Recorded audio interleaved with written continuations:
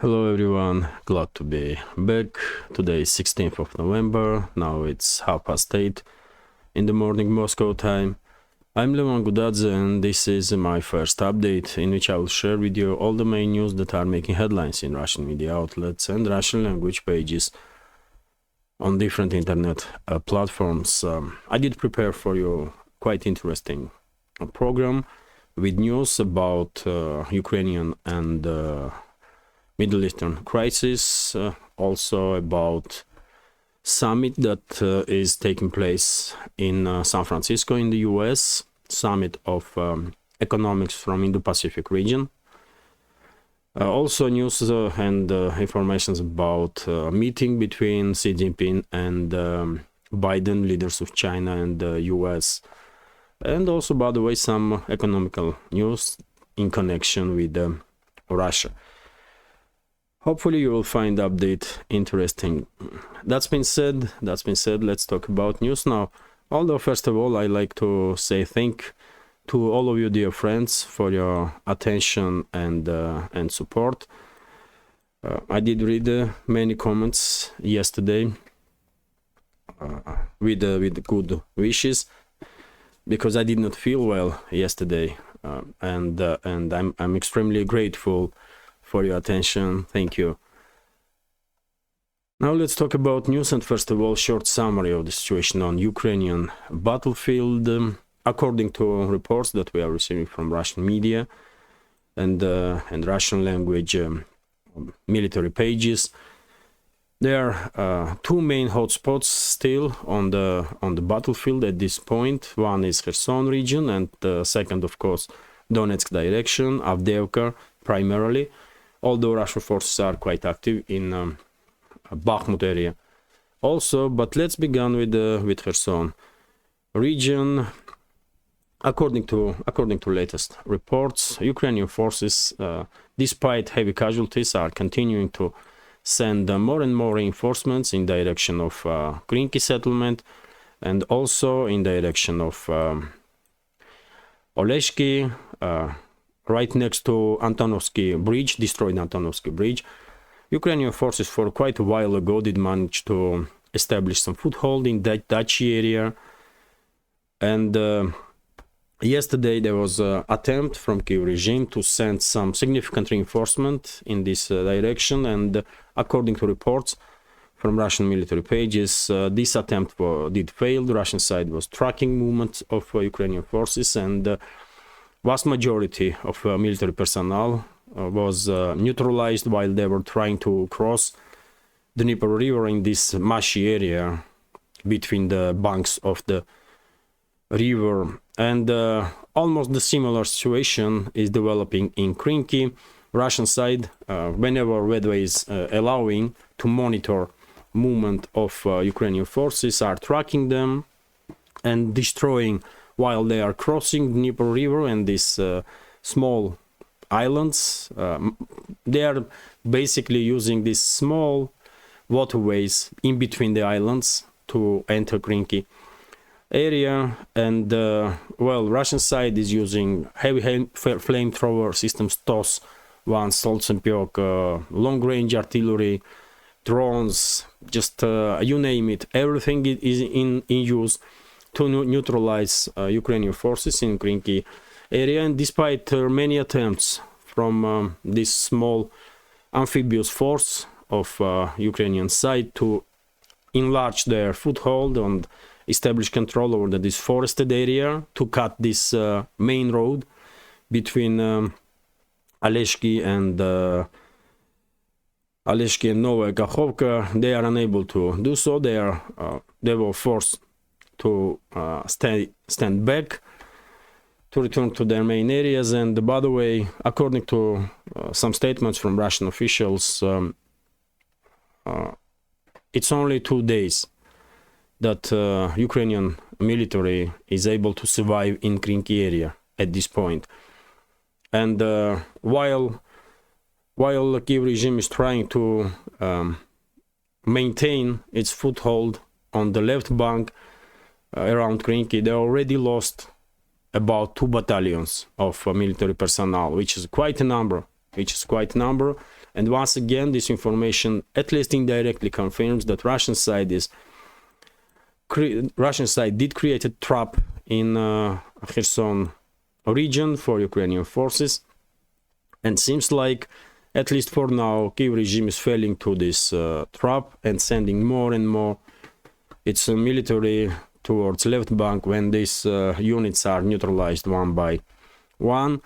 Situation, some channels, by the way, are calling situation difficult for Russian side in Kherson region, but I have very different reading of a picture.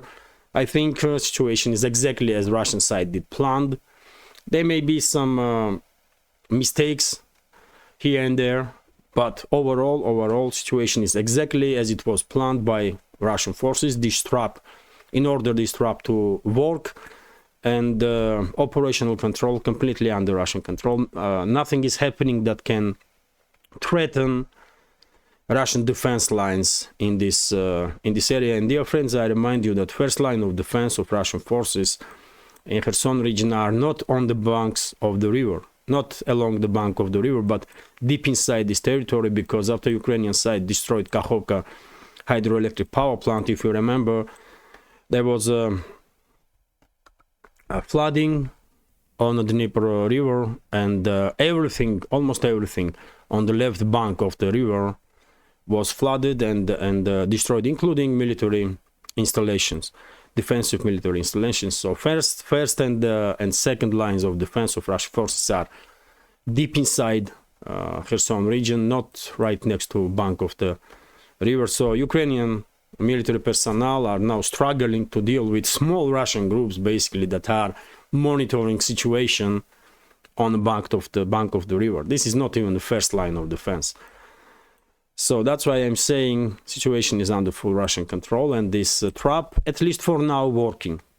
Trap that was created by Russian forces. Let's see, maybe somebody in Ukrainian general staff is clever enough to realize what's going on. But yet again, even if Ukrainian generals did realize what is happening, Zelensky probably already did make political decision to continue this suicidal operations in Kherson region, and I don't think they will stop. So trap will definitely work, at least for a time being.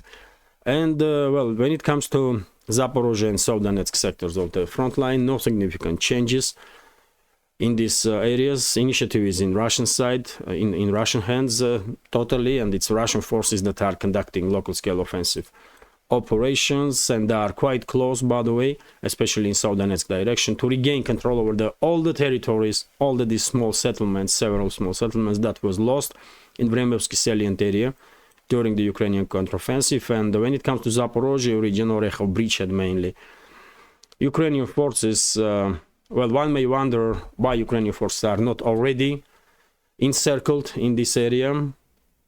And well, I may also have questions about it, but probably Russian general staff has good enough reasons why they are not conducting more or less large-scale operations to encircle entire grouping of forces in this area.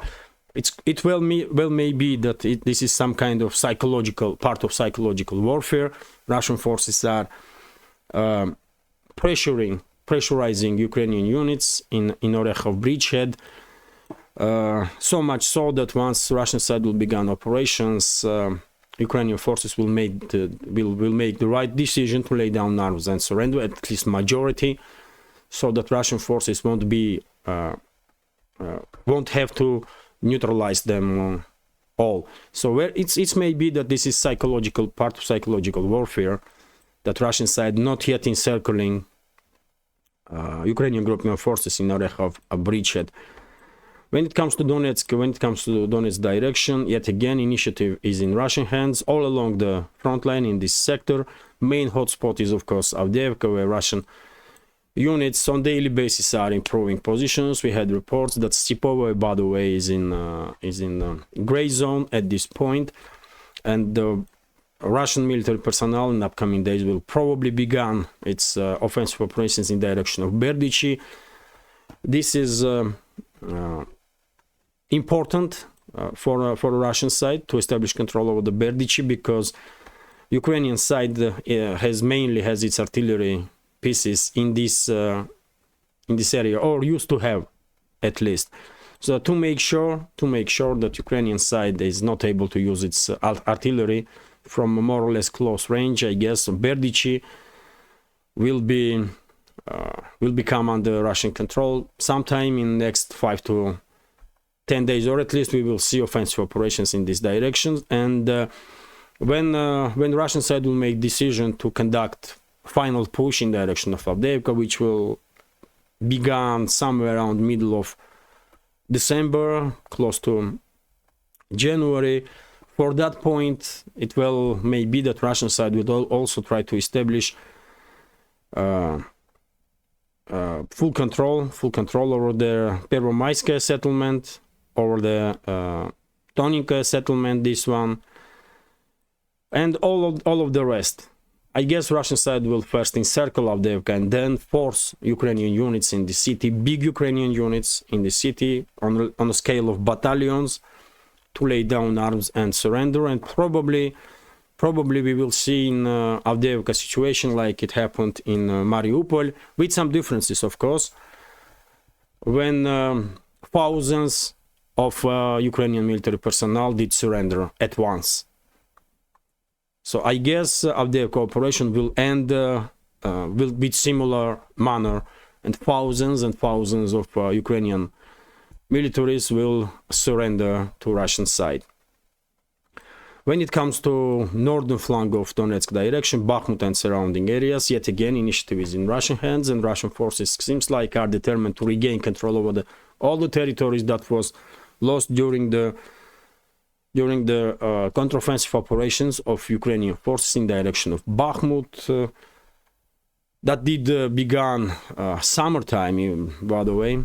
During the summer, Kiev regime was very desperate. If you remember, I was even commenting that some Ukrainian generals, especially Syrskyi, had some obsession with Bakhmut, and they were sacrificing so many military personnel in these suicidal counteroffensives in the Bakhmut direction. And I was saying from very beginning that they will achieve nothing, basically, and that's exactly the situation that we can see on the ground. But all they managed to do, Ukrainian, these suicidal counteroffensives, is to establish some control over some fields, by the way, and several tiny settlements like Klishevka and Andreevka. Although at this point these settlements are in the gray zone, although some channels are reporting that Russian side has regained control over this. So on the southern flank, Russia on offensive when it comes to Bakhmut direction, and on northern flank, by the way, also Russian forces are on offensive. We are receiving on daily basis now information about successful local scale offensives of Russian military personnel from Berkhovka, Dubovo-Vasilievka areas in direction of this Berkhovka water reservoir, and forward units of Russian forces are not far away from Bogdanovka, this settlement here, and also Grigorievka, this settlement here. So in next I don't know, 2 weeks time, 2 or 3 weeks time, probably we will see that operations, this line of contact will move towards Ivanovskaya, this settlement in between Bakhmut and Chisov Yar, and in direction of these two settlements, Bogdanovka and Grigorievka. That's been said. When it comes to northern sectors of the front line, Seversk, from Seversk to Kupiansk, mainly it's artillery duels. There are some reports that Russian forces did manage yet again to establish some a foothold in vicinity of Sinkovka settlement here, by the way, not far away from Kupiansk. But recently we had quite several times reports that Sinkovka was changing hands between Ukrainian and Russian forces, and maybe we are now observing exactly that when the settlement yet again will change its hands. And if that's the case, then in next several days I guess we will learn that Sinkovka is under Russian control. But yet again, when it comes to northern sectors of the front line, Russian side are locked and ready for large-scale offensive operations for quite a while, as I reported many times before. And well, all it takes is green light from general staff of Russian armed forces, and I believe Russian militaries will conduct very successful large-scale offensive operations all along the northern sectors of the front line, including Kharkov region, by the way, entire Kharkov region. And this offensive will begin, in my understanding, in late January, in first half of the February, possibly. That's how I read the situation. But yet again, it all depends when Russian general staff will have enough indicators that Ukrainian armed forces are on its last steps, are on the verge of breakdown. And when Russian side will have enough guarantees that Ukrainian forces will not be able to put up severe fighting, so that during the forward movement there will be no huge casualties and there will be no huge destruction on the ground, then we will see Russian large-scale offensive operations. At this point, main task for Russian side is to break Ukrainian army psychologically, and it's very close to breakdown, because instances when Ukrainian units, small units at this point, are surrendering, increasing day by day all along the front line. But I'm awaiting point when we will see that entire companies and battalions are beginning to surrender. And when we will see that will definitely be indicator that Ukrainian armed forces, as a more or less capable entity, are no more, are not really existed no more. And at that point, we will see Russian large-scale offensive. I hope I did explain myself well enough, my understanding of the situation. And dear friends, during the previous night, Russian side conducted drone and missile strikes on logistical and military infrastructure of Kiev regime in several directions, including Kharkov region. So during the day, I guess Russian Defense Ministry will share with public additional information about targets that were neutralized during that strike. And this is it when it comes to short summary of the situation on Ukrainian battlefields. I remind you, dear friends, that if you are interested in more detailed information when it comes to these local scale skirmishes, artillery duels, drone wars, and so on, you can check military summary channel. Dima, host of that channel, provides us with excellent analysis of situation on the line of contact, especially when it comes to this local scale changes on line of contact. If you are not familiar with military summary channel, you can see that link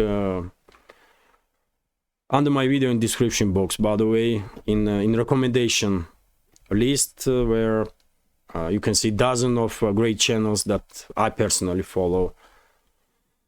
That being said, let's continue with some additional news. Of course, by the way, Defense Politics Asia, Web Union, and Alexander Mercuris on daily basis also updating us on quite detail about changes on Ukrainian front line.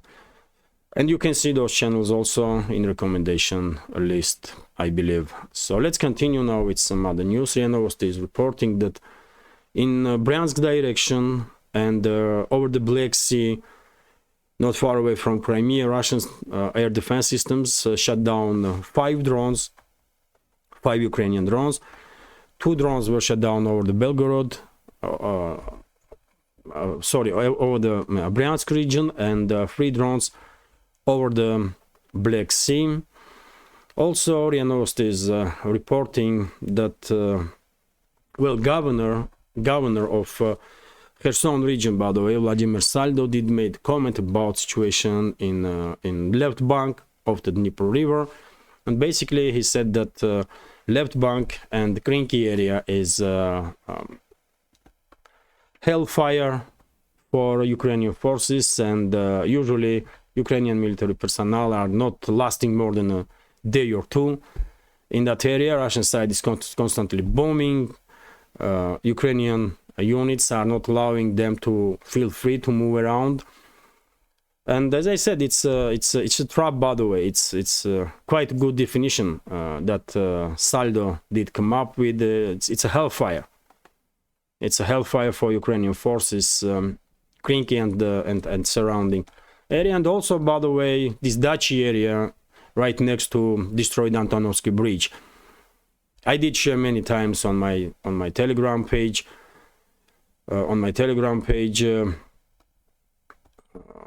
Videos, by the way, with use of those flamethrower systems. It's terrifying weapon. It's a terrifying weapon, and well, if you ever see that weapon, effects of that weapon, you will definitely know that Saldo is not exaggerating. It's definitely hellfire for Ukrainian military personnel on the left bank. That's why I'm saying, by the way, it's a trap, and Ukrainian units have to realize that they have been sent to conduct suicidal operations, and many are understanding this, and whenever they have a chance to surrender, they do surrender.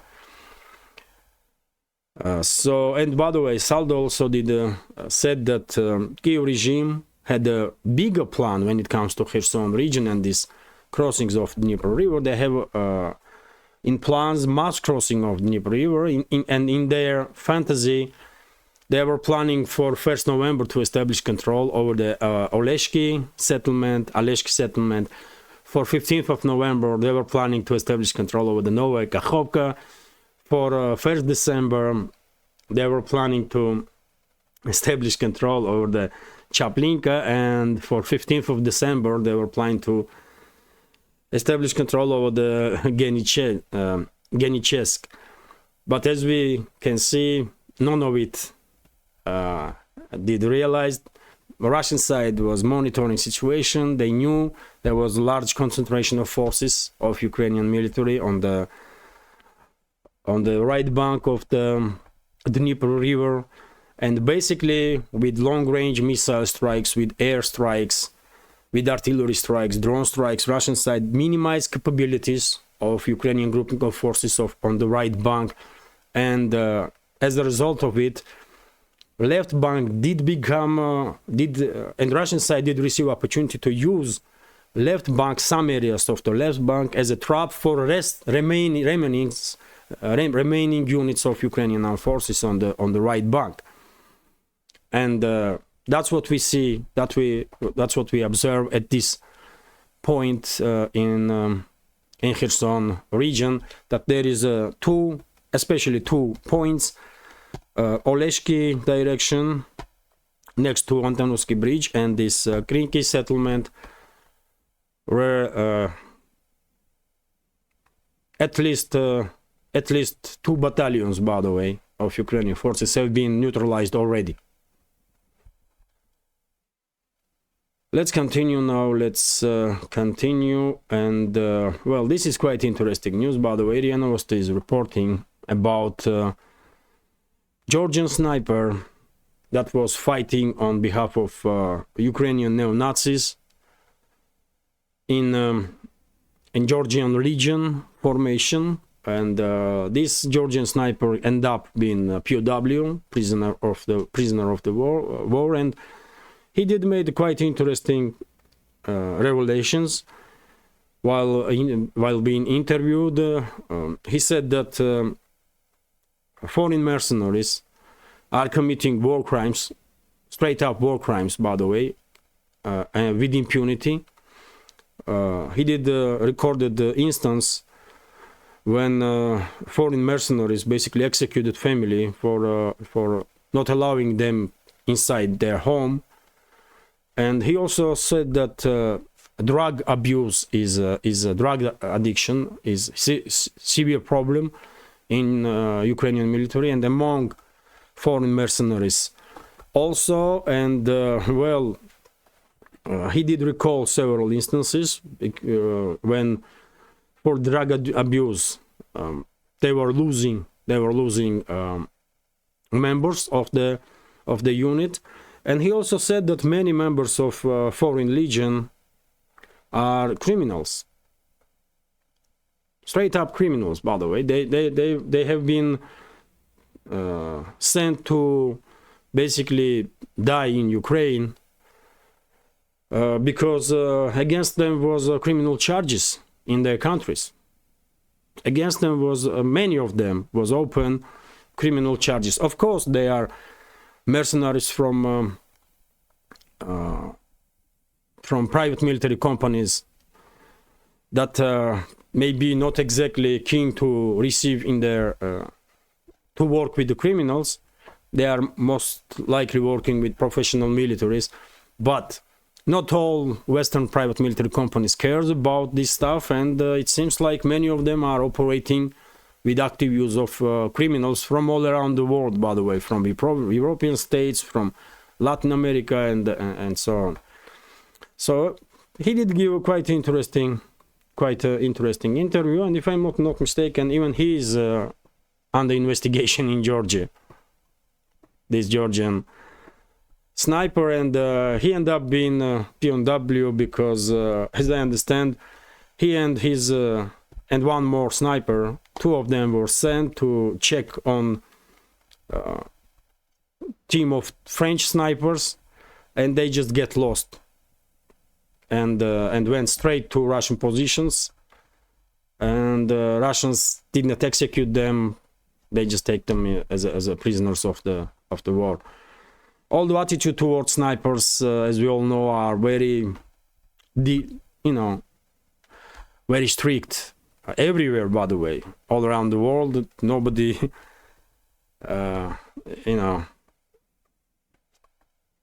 snipers are hated everywhere.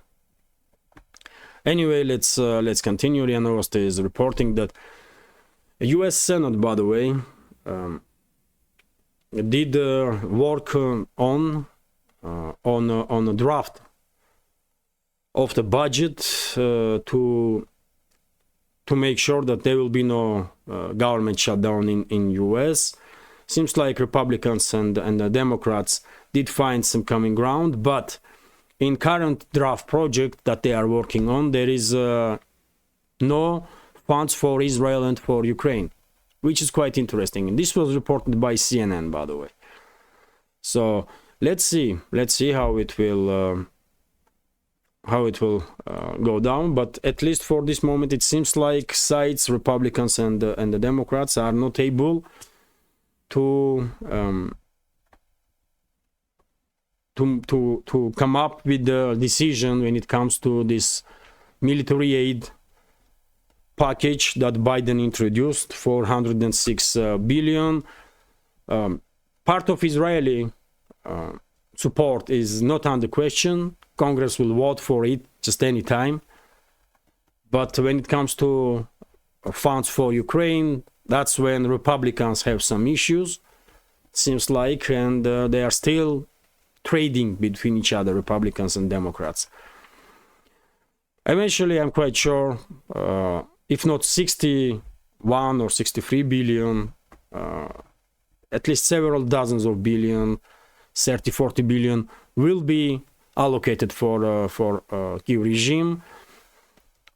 Quite sure about it, because after all, as I said many times before, man, this is last big paycheck for military-industrial complex of US and corrupt US officials from Ukrainian crisis.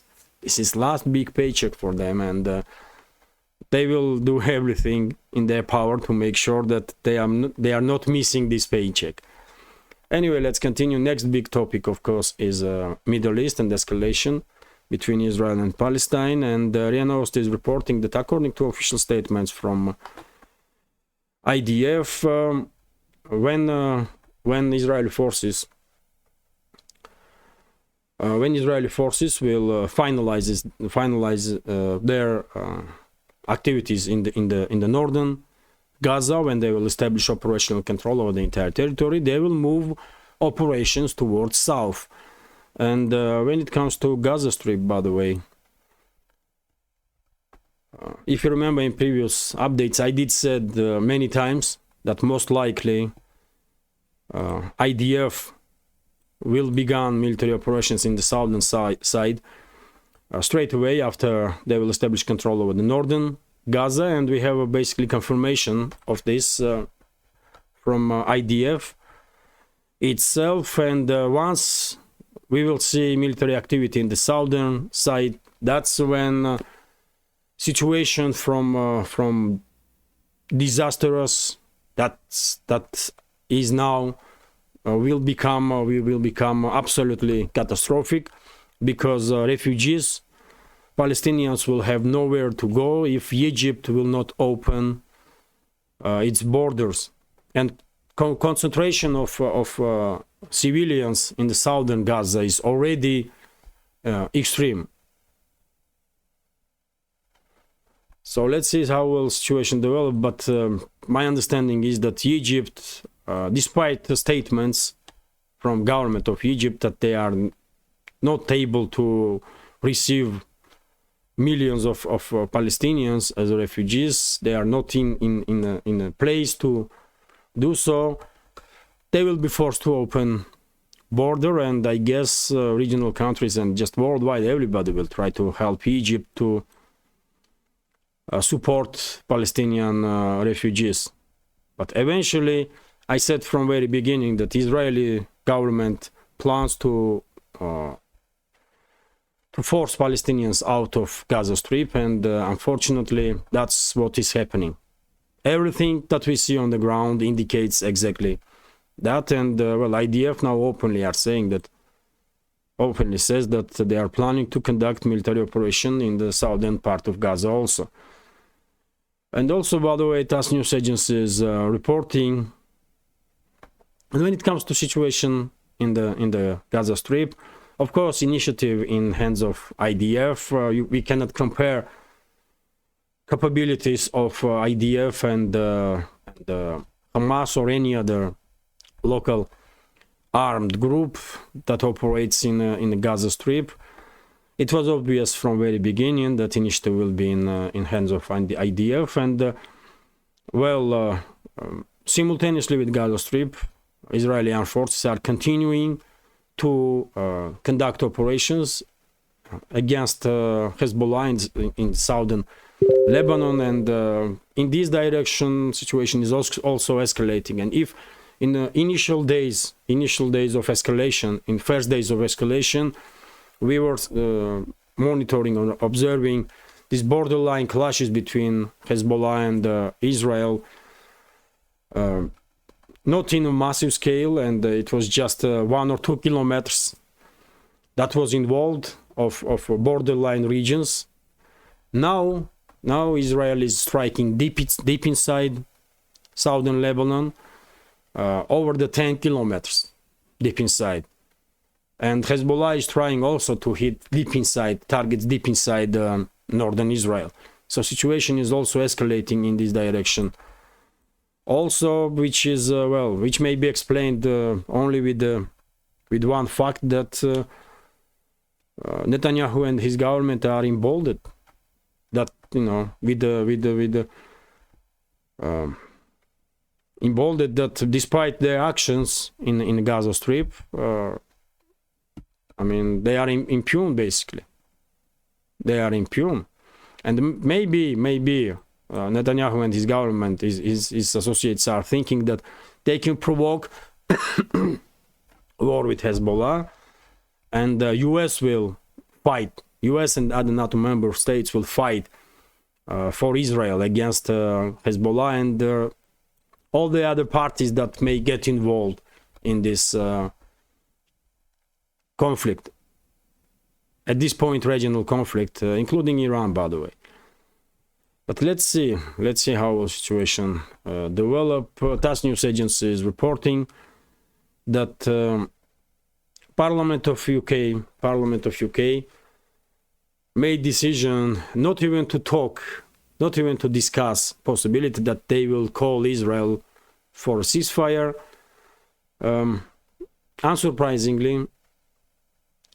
Unsurprisingly, by the way, because after all, we are talking about United Kingdom, by the way. And elites of these generational elites of United Kingdom are basically ones to blame for almost all destruction that we see in the Middle East for more than a century, including Israeli-Palestinian crisis, by the way, because it was a British Empire that did try to use Arabs and the Jews against Ottoman Empire in the first half of, in the beginning of previous century. And they did promise land and freedom and so on to both sides. And agreements have been made. And now both sides are, you know, and Israel was created as a state, by the way, based on these promises, but not Britain, not rest of the world didn't fulfill promise for Palestinians that they will also have a state. And yes, UN is for two-state solution, and many countries worldwide are talking about these two-state solutions, but Israel is against it, and seems like there is no force that can persuade Israel to, you know, act in accordance with the UN resolutions and to let Palestinians have their own state. Next information is also interesting. RIA Novosti is reporting that through Rafah checkpoint between Gaza Strip and Egypt, 107 citizens of Russia did left Gaza Strip yesterday, in addition to 190, if I'm not mistaken, that did cross this checkpoint in previous days. And I repeat that Russian side officially made statement that they will assist to evacuate citizens of Commonwealth of the Independent States. That's an organization that was created by former, Soviet republics, and I'm quite sure Russian side will assist to citizens of any other country if they will ask for it. RIA Novosti is also reporting, by the way, that let me translate this. Let me translate this few sentences. So the UN Security Council did not accept the Russian amendment to Malta's draft resolution on the truth in the Gaza Strip. RIA Novosti correspondent reports. As a permanent representative to the organization, Vasily Nebezny reported Russia proposed adding a paragraph to the operational part of the resolution calling for immediate, sustainable humanitarian truce leading to cessation of hostilities. But some countries, including US, by the way, blocked this attempt from Russian side to call for Israel for a ceasefire.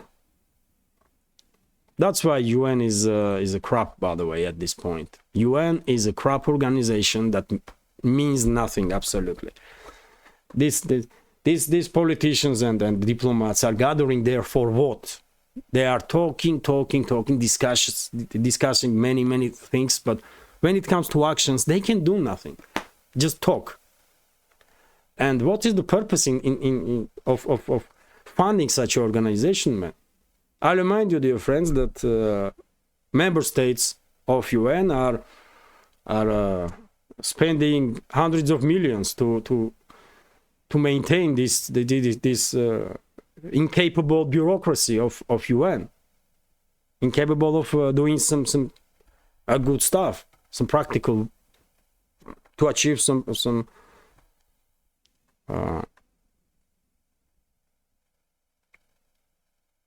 to do some practical good.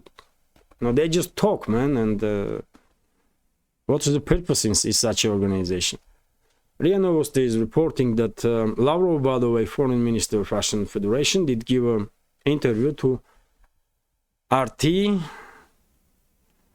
And well, during this interview, he did made quite interesting statements, and I will share some of them with you in this update. So, first of all, his statement about U.S. Intentions to enlarge this crisis in the Middle East.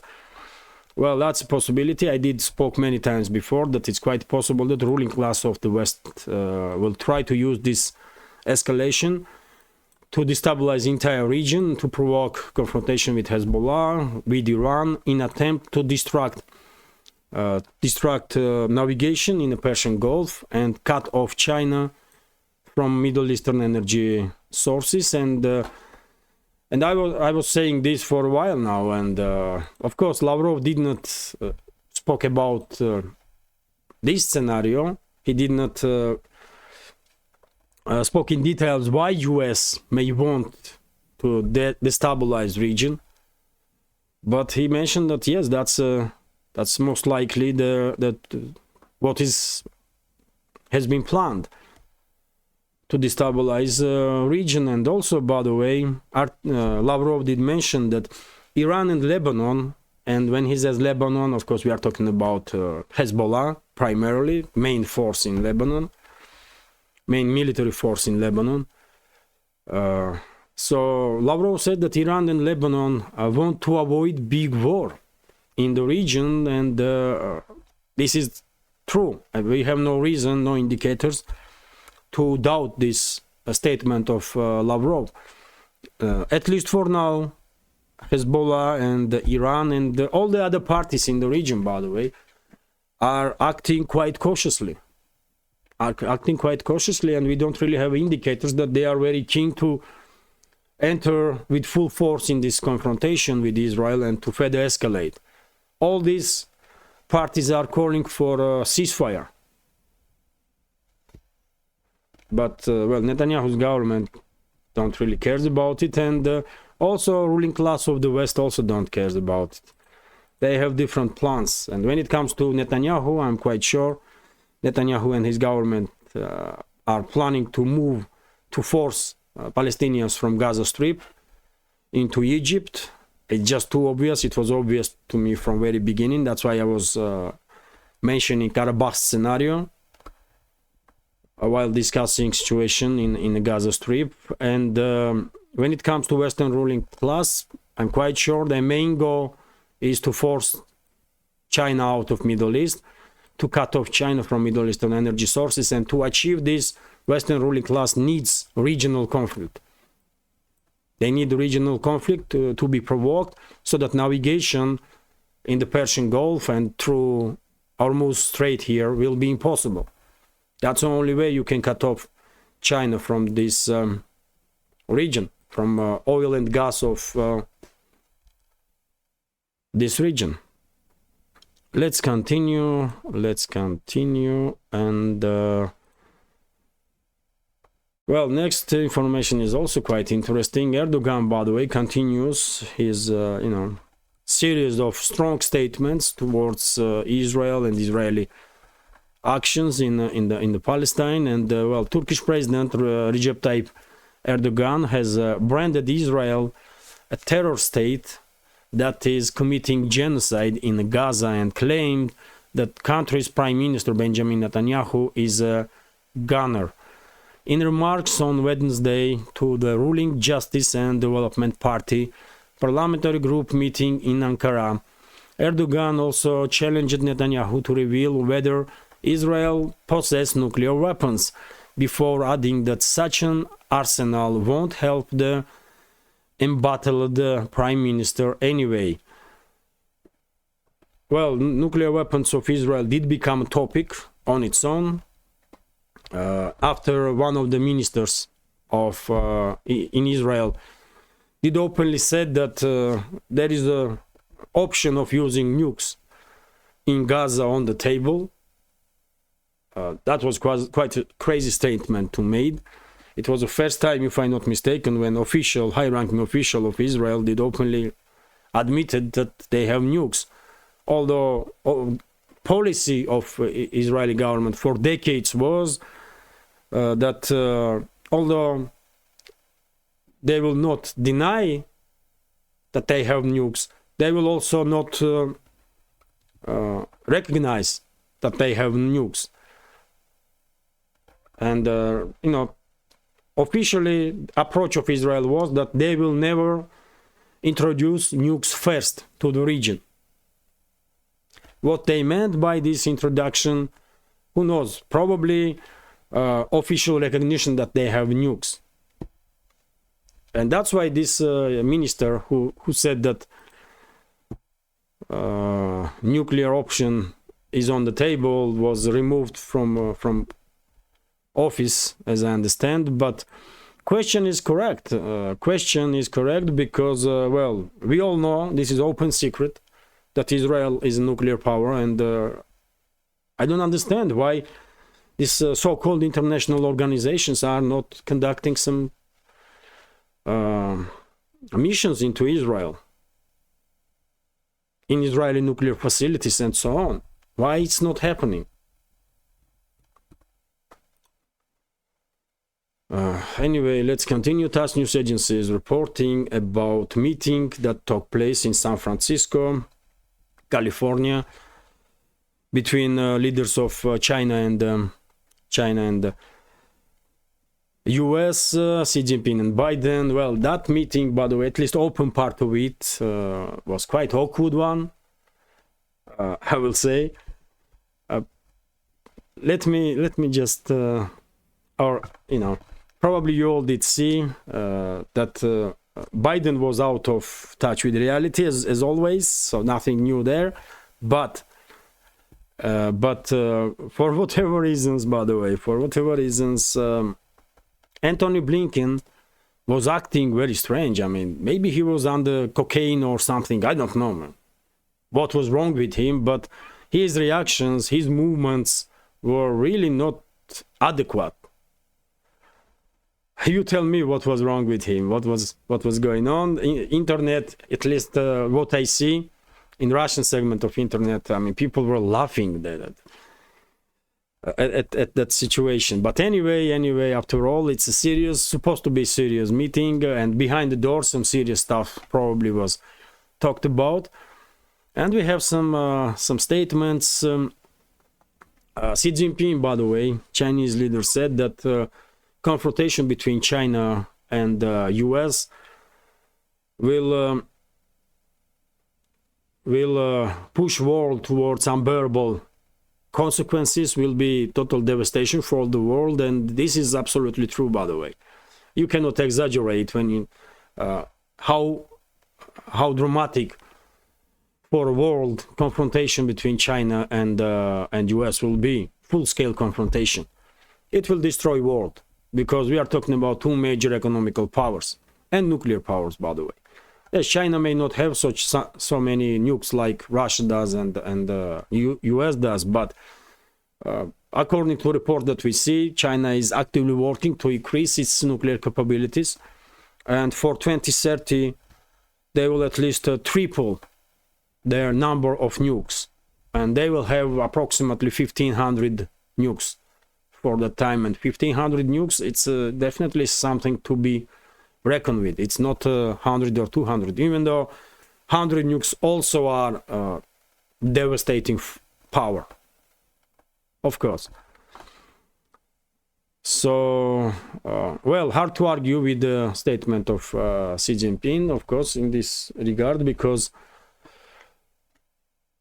conflict between the two will definitely devastate the entire world. And by the way, China and the US did agree to resume military communication, which is also a good decision, understandable decision, because yet again we are talking about two major powers in this world, and some lines of communication should be open always to prevent any possible super escalation or dramatic escalation between the sides because of some misunderstanding. Some lines of communication should always be open, including between the militaries, when we are talking about superpowers. And by the way, Xi Jinping also did made statement about Taiwan, and he said that China has no intention to reunite Taiwan with the continental China by force. And this is also understandable statement, and I believe China's main plan is to deal with Taiwanese issue diplomatically, without using force. Although, of course, Chinese military probably are working on some plans that if military solution will not work, or if somehow Washington provokes confrontation between Taiwan and the mainland China, then they will be ready to act. But the main direction of Chinese policies, by the way, definitely are diplomatic one when it comes to Taiwan, because they don't need to use force to bring back Taiwan. It will take only 5-10 years, let's say, when the US will probably achieve somewhat independence when it comes to microchips. And as we all know, Taiwan is a major producer of microchips, and US is a major customer for Taiwanese companies. And once US will achieve this independence, somewhat independence from exporting from microchip imports, and billions have been invested, by the way, by big tech companies of US in production of microchips in the US soil. Well, once US will achieve this, they will significantly lose interest towards Taiwan, and they will only use Taiwan as some kind of bargaining chip or point of possible escalation with China, or point of pressure on China. That's it. And Taiwanese leadership probably understands this. They probably understands this. And that's why I think there is high chances that if Beijing and Taipei will try at least to achieve some diplomatic solution, in a way like China did manage to deal with Hong Kong, then there will be no war there, and there will be no necessity for Beijing to use military force. 5, 10, 15 years, and if US will not provoke military conflict between Taiwan and mainland China, I believe Beijing and Taipei will find a way out of current situation and will reunite. Let's continue. And Biden also did make some statements about nothing really, with exception of one, when he yet again called the Chinese leader dictator. What you gonna do, man? Journalists did ask him about his previous statements about Xi Jinping, and he did repeat himself that Xi Jinping is a dictator because China has different political system in comparison to US. Why China has to have a similar system like it is in US or anywhere else? Who said that everyone should take example from US or from Western states? Who said that that's the right way to go forward? Western countries are most corrupt countries with the most corrupt political systems in the world, by the way. In US, corruption is legalized. You can bribe US congressmen and senators legally, by the way, through lobbyists. US is the most corrupt country in the world. And why you think that anybody will want such a system to be implemented in their country? It's just a huge misunderstanding or illusion that many people have that Western political systems are good. They are not. And ask citizens of Western states, do they influence on anything in their country? Do they have any real tools to influence on politics in their countries? No, not at all. And Biden is talking about some systems in other countries like China and I don't know, Russia. They call Russia dictatorship. They are crazy, man. Here in Russia, by the way, we citizens of Russia have much more freedoms. I'm 100% sure.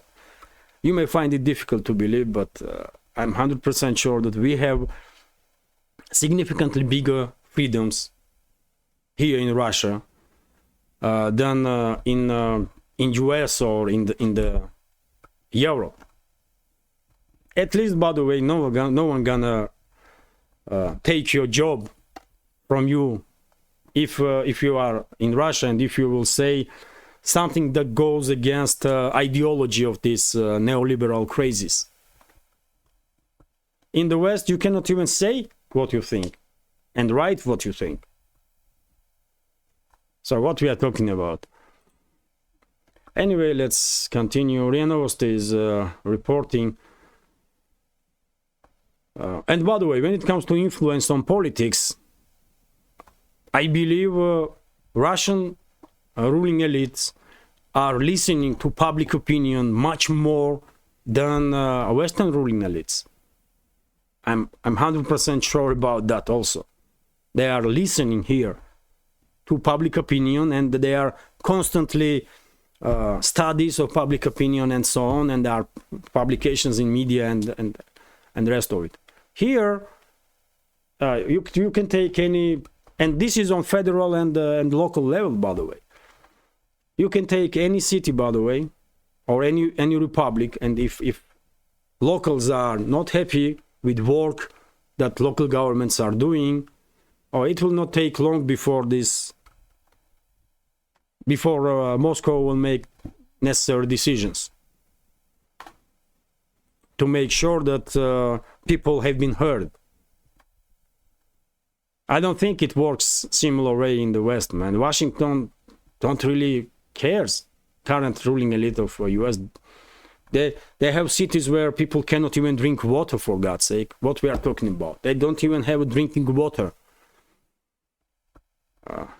And because of these poisonous pipes and so on, and instead of dealing with internal some issues that US definitely has, Biden's administration is spending billions and billions and billions outside of US for God knows what reasons.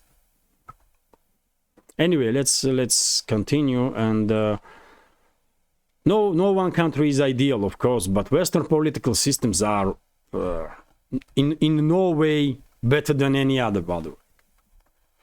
Anyway, RIA Novosti is reporting that I did spoke about it, that Biden did call Xi Jinping dictator.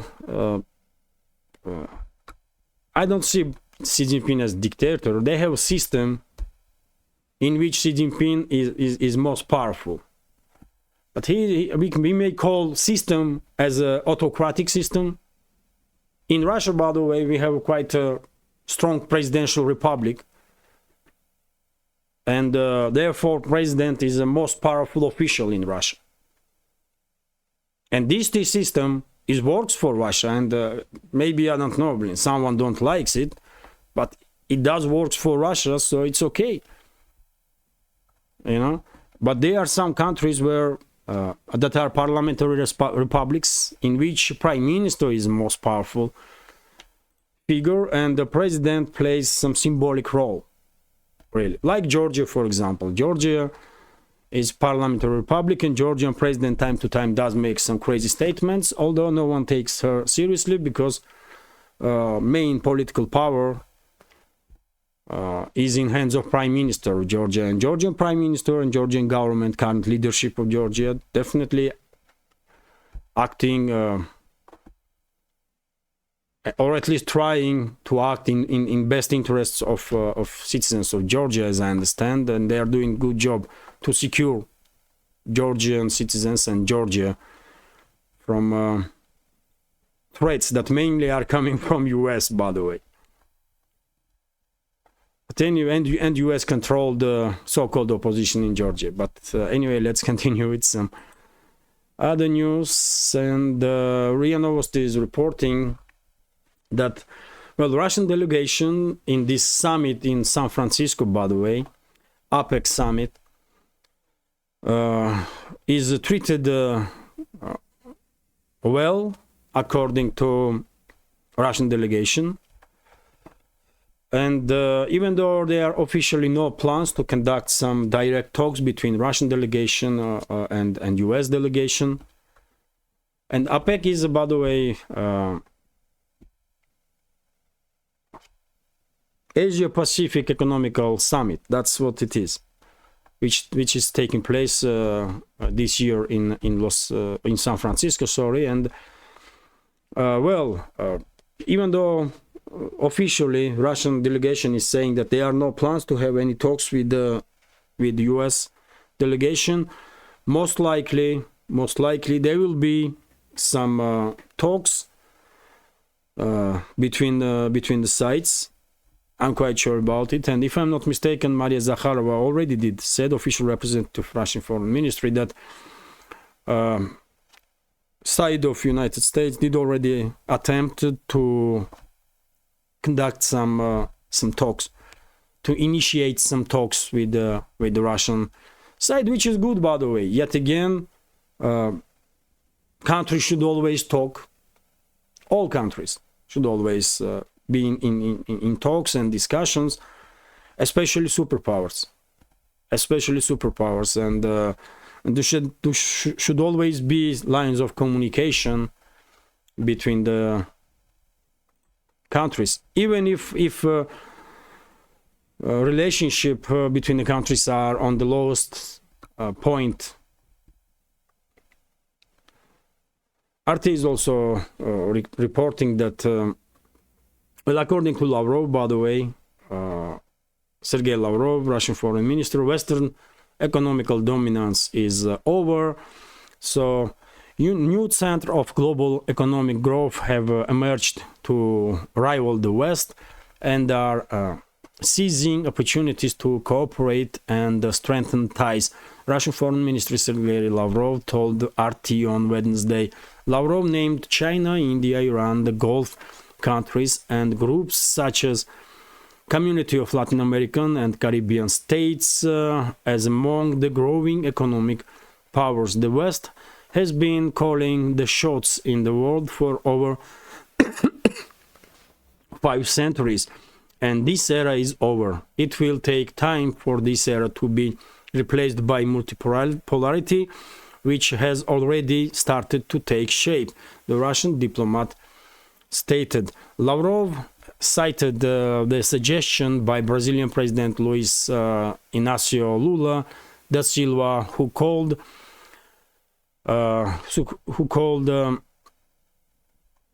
Community of Latin American and Caribbean States should really think about getting rid of total dependence on the US dollar and think about their own currency. So that's also quite interesting developments. If this organization will think about their regional, let's say, currency.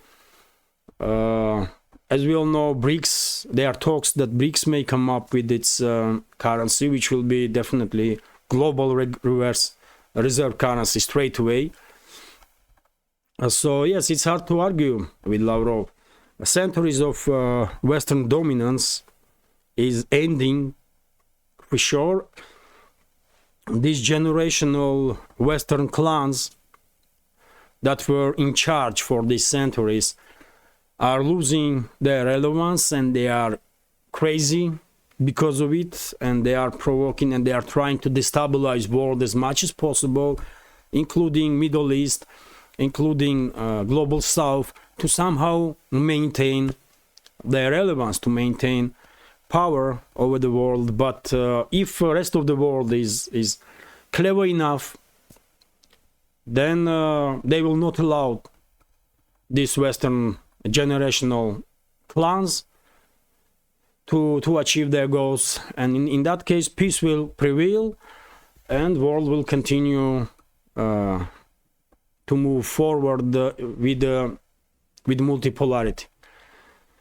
RIA Novosti is reporting that Czech government, by the way, did make decision to freeze Russian state assets in the Czech Republic. Yet again, why Prague is doing this kind of stuff, I don't know. I just don't see reasoning why these small irrelevant really states are acting like they mean something for this world, like they are something, when they are not really. I mean, who cares about Czech Republic really, man?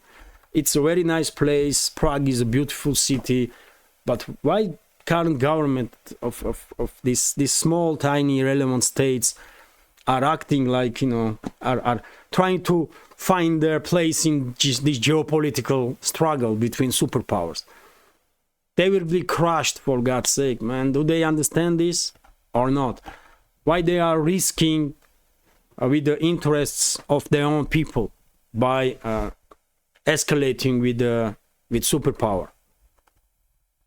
I don't get it, man. Czech Republic or Finland, by the way, or just name it, man. In this world, there is only several countries, by the way, that are main players on this geopolitical chessboard. Like it or not, but that's how it is, man. And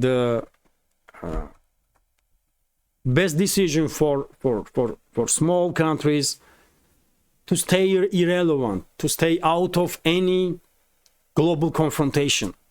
That's how these countries will survive and improve their security.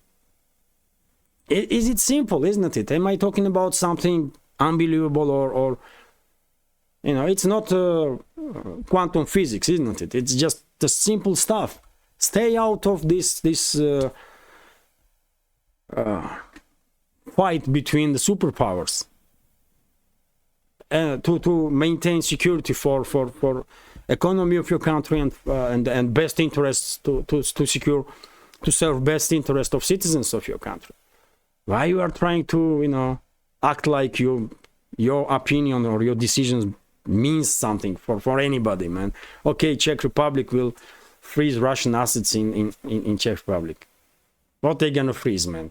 First of all, and I mean, what, do anybody cares, man? What Czech government has to say anyway? Ever in this world, man? No. But anyway, man, as I said, Czech Republic, nice place, beautiful place. I see many pictures of Prague, by the way, wonderful city. But when it comes to geopolitics, Czech ruling elites, they mean nothing, and their position means nothing. They are not even dust on this geopolitical chessboard. They are not even dust, by the way. Anyway, let's continue. RIA Novosti is reporting that Russian foreign ministry, well, Armenia also demonstrates very same attitude under Pashinyan. They are trying to play now between West and Russia, and exactly this was said in the statement of Maria Zakharova, by the way, that it seems like current leadership of Armenia and the Pashinyan are trying to sit simultaneously on the two chairs. They want to kind of maintain good relationships with Russia, but same time they want to please Western anti-Russian states, and are conducting themselves in a way that these actions of government jeopardize this Armenia's role as a strategic partner to Russia. But and according to Maria Zakharova, this kind of game did not ever end well for anybody, and it's true. I don't think Armenia will gain anything really in the long run from this kind of behavior when Pashinyan is acting like he's somebody relevant in this geopolitical chess game, when he is not even pawned, by the way, and not even dust on the chessboard, like leaders of Czech Republic are not even dust. It is what it is, man. As I said, there is only several countries in this world, like it or not. You may find it unjust, or you may disagree with such a situation, but what we have is that only several countries in this world are in the are real players in when it comes to geopolitical chess game, and all decisions mainly are based on global decisions are based on these countries and their strategy and the strategic interests. And mainly we are talking about nuclear powers, of course, by the way. Of course, Russia, China, India, US, France and UK, of course, but unfortunately for France and UK, because of the actions of the governments, they are significantly losing their positions worldwide. And it's more and more difficult to take those countries as a kind of major players on geopolitical table, no matter how much they try. And they try, by the way. Whenever you're gonna take any confrontation, any escalation in the world, scratch the surface, and probably you will see some, in one form or another, some UK involvement, maybe French involvement also. They are trying to be here and there everywhere, but they are losing, man. They are losing hard. Anyway, let's continue. When some may say that US basically is under UK in reality, and UK runs this game. Really, US just been used as a force, and that's it. But I don't know. I cannot go in those theories that UK still, or London still runs all the former colonies and so on. Maybe not, but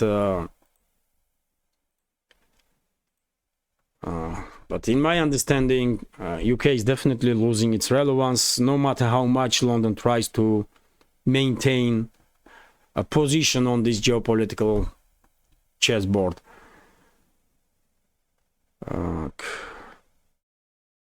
Although ruling elites of UK, of course, are significant, major part of ruling Western class, undoubtedly.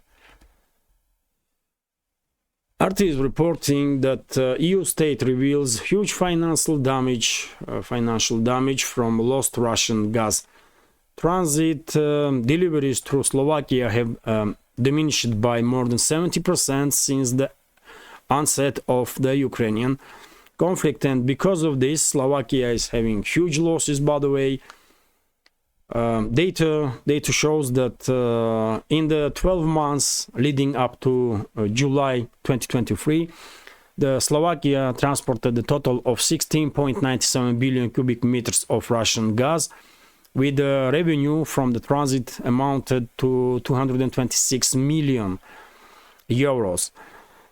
Meanwhile, prior to the Ukrainian conflict and resulting EU sanctions against Russia, very same Slovakia used to transport an average approximately 60 billion cubic meters of Russian gas per year. In the accounting years from August 2019 to July 2020, for instance, EU stream transported just short of 61 billion cubic meters, and its revenue amounted to 748 million. So, Slovakia lost more than 500 million euros as a result of EU sanctions, and this is quite significant, by the way, for such a small country like Slovakia is. 500 million euros is a money for any country, really, especially smaller ones. And yet again, Slovakia is not alone. All the other European states are losing, by the way, because of these crazy policies of the ruling class of the majority of EU member states, and also Brussels, of course. Craziness of Brussels bureaucracy is just unbelievable. And by the way, this is gonna be last news for today's update. EU sharply upgrades Russian economy forecast. Well, previously, by the way, Brussels forecast was that Russian economy will shrink 0.9%. But in reality, Russian economy will grow 2% this year, according to latest forecast of Brussels, and this is quite conservative estimate from Brussels, because IMF, global rating companies, and World Bank and Russian Finance Ministry and Russian Central Bank do have significantly more optimistic forecast. So the Russian Central Bank is usually very, very conservative, usually. And even by Russian Central Bank's assessment, Russian economy will grow up to 2.8% this year. And according to some other forecasts, even 3%. Which is quite good results, really, if you take in account all that pressure that Western ruling class is trying to impose on Russia. And this is it for now, dear friends. Wow. Hour and 17 minutes. Why? I was hoping that this update will be 40-45 minutes, man, and it's almost twice long, man. Unbelievable. Maybe I will try to do like 2 updates a day, first half in the morning and the second half in the afternoon, to somehow record short updates. I don't know, man. Hopefully you will find this video interesting. Hopefully you will find my opinion points interesting. And if so, please consider to click that like button and leave some commentary just about anything. More likes and comments my videos will have. Probably there are more chances that I can reach wider audience. And for very same reason, if you can, please share links to my videos or my channel video friends on any of the platforms that you are active on. And if you think this project, this channel are interesting, useful, informative, and deserves to exist, please consider to support my work with small donations through PayPal, buy me a coffee, or by subscribing to my Patreon page. You can see links on this video in the description box or in the pinned comment. This is it for now. Video is too long. I see right now comments in the comment section that I need to try make shorter videos. I know, dear friends, I know. I'm trying. I did not expect this video to be this long, but it is what it is. Okay, hopefully you will find the update interesting. Thank you very much for your attention, for your support. Take care and have a great day.